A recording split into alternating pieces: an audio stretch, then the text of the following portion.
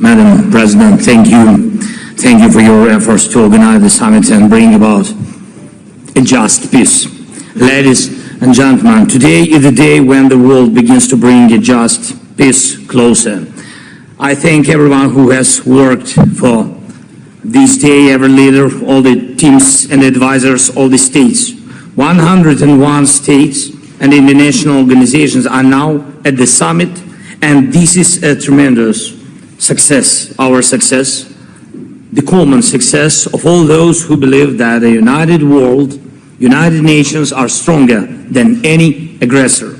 Distinguished leaders and representatives of states and international organizations, everyone who is here today for the sake of a just peace. I'm pleased to welcome everyone to the first Peace Summit, which can be the first step towards a just end to the war of Russia against Ukraine.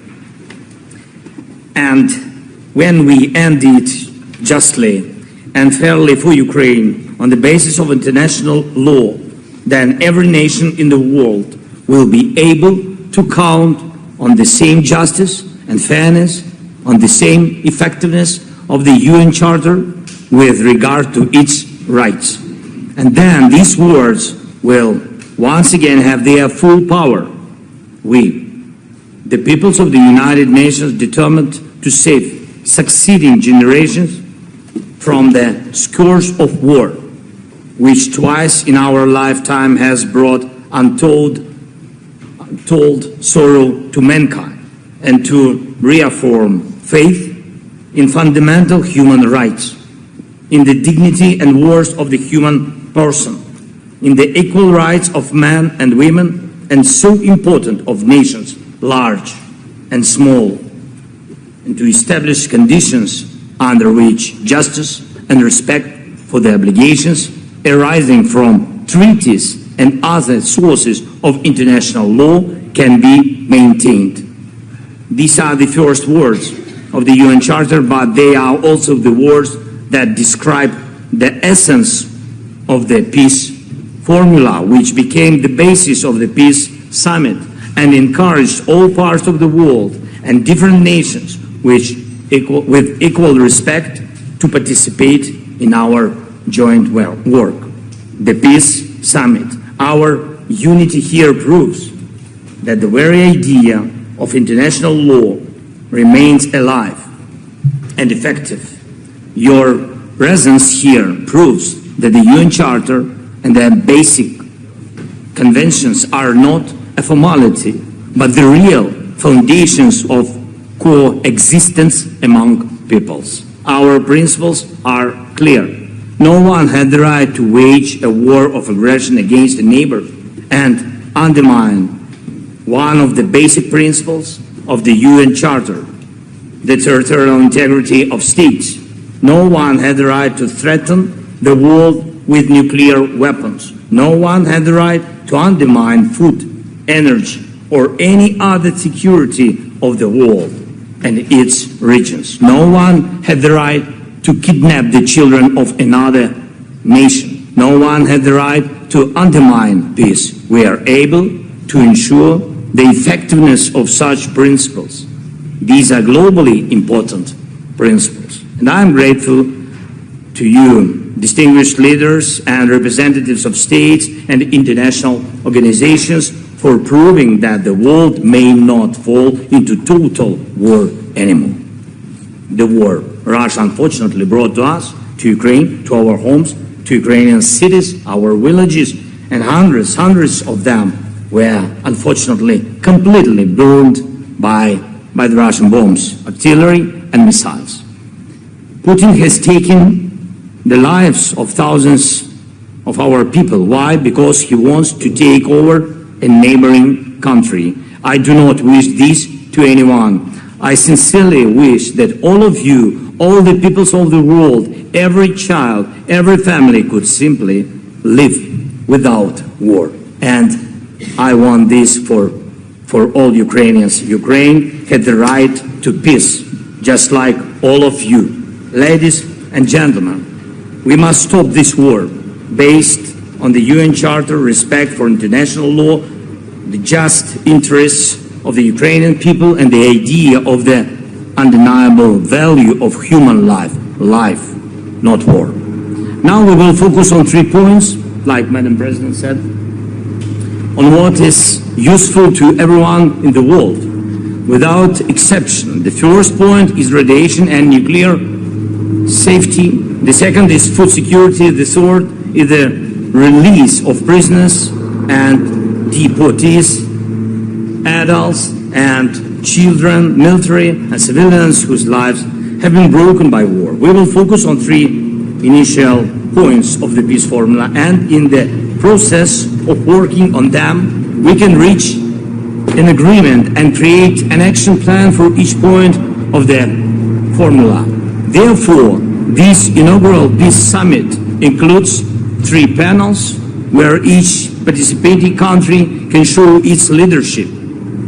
The peace formula is inclusive, and we are happy to hear and work on all proposals, all ideas, what is really needed for peace and what is important to you, dear friends. I urge all of you to be as active as possible, and I am proud that all parts of the world, all continents are now represented at the Peace Summit.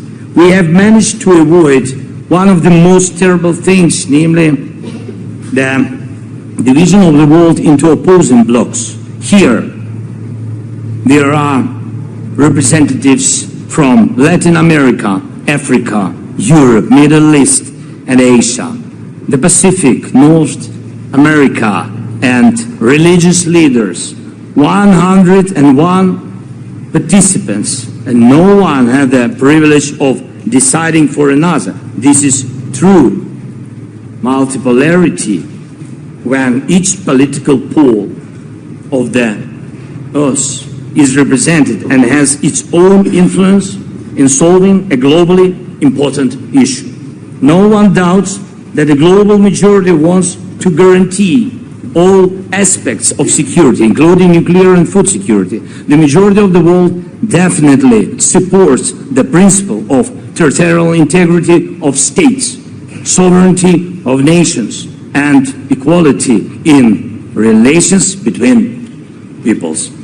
The world majority definitely wants to live without bloody crises, deportations, and ecocides. And so every nation that is not represented now and that shares the same values of the UN Charter, indeed and word, will be able to join our work in the next stages. The peace formula encourages all the powers of the world to think about ending the war and to propose how to end it.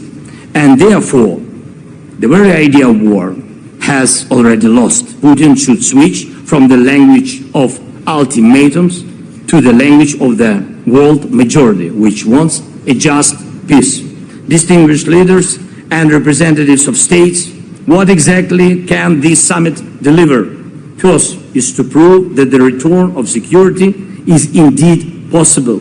We will work out the steps with you. Second is to provide a real plan to make every step for peace work, from nuclear and food security to the release of prisoners and deportees, to the complete end of the war without the threat of its new outbreak. I believe it's possible. Third, there is no need to reinvent the wheel when the UN Charter already defines the foundations of peace and normal coexistence of peoples. We just have to return to them. And for this purpose, we need to decide how countries will cooperate, who will be co-leaders, in order to fix and implement an action plan. These are absolutely clear and achievable goals. Now, there is no Russia here. Why? Because if Russia was interested in peace, there would be no war. We must decide together what a just peace means for the world and how it can be achieved in a truly lasting way. The UN Charter is the basis for us. And then, when an action plan is on the table, agreed by all, and transparent for the peoples, then it will be communicated to the representatives of Russia. And so that at the second peace summit we can fix the real end of the war. Now we are starting this path together. We must prove that the united world is a world of peace, a world that knows how to act correctly. Thank you for attention. Thank you for participating in the summit. I hope for fruitful work together, of course, together. We all need peace. Slava Ukraini!